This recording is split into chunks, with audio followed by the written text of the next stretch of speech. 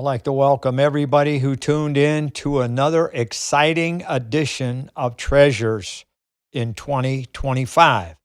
Today's treasure is number 146, and the title is Apokalupsis. Now, what does that mean? This is what we're going to find out in this treasure, which will give you more knowledge.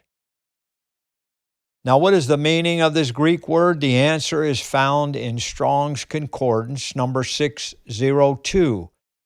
It means revelation, what is revealed, disclosure, manifestation, to make information known with an implication that the information can be understood. If something's unknown and unrevealed, now you're going to be able to understand it. And it also means coming or appearing. This refers in the New Testament to God making information known, especially to his close associates. He was giving them revelation. So now we go from Apokalupsis in Greek to English, which is Apocalypse, referring to the book of Revelation, the last book in God's holy word. The book of Daniel is also considered an apocalyptic book.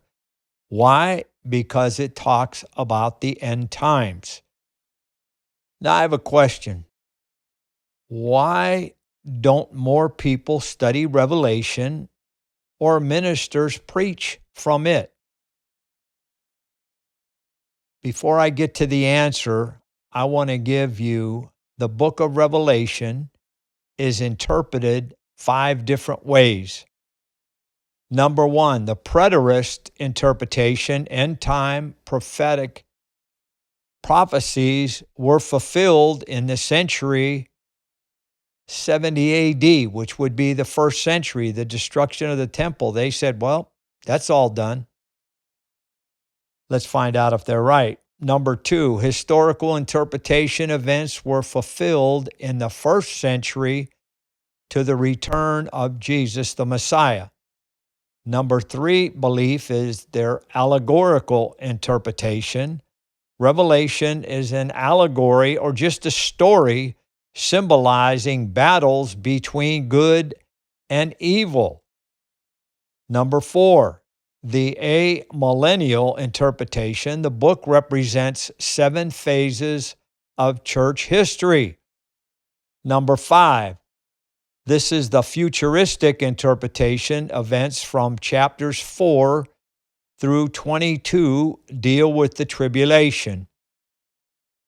And most scholars agree that chapter 4 through 22 are futuristic. In other words, they have not happened yet. These prophecies have not yet been fulfilled. And Bible prophecy is primarily addressed to one of 4 groups. Number 1, individuals. Let's say pastors, chapters 2 and 3.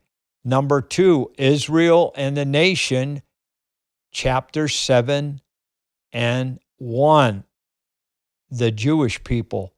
Number 3, Gentile nations, the judgments, chapters 8, 9, 15, and 16. Number 4, the church, the 7 churches, Revelation chapters 2 and 3. Now here's your answer why some people don't study the book of Revelation. I've heard too many people say this, my brothers and sisters. Oh, it scares me. Wait a minute. This is the revelation of Jesus Christ, our King of Kings and Lord of Lords, who's coming back very soon. He gave the revelation to John not to scare you, but to prepare you. So this book should not scare you. Remember that. Jesus, gave this revelation to John because he wanted his people who follow him to know what's coming. That makes sense to me. Definition of important terms in the book of Revelation. let's talk about what is a biblical prophet.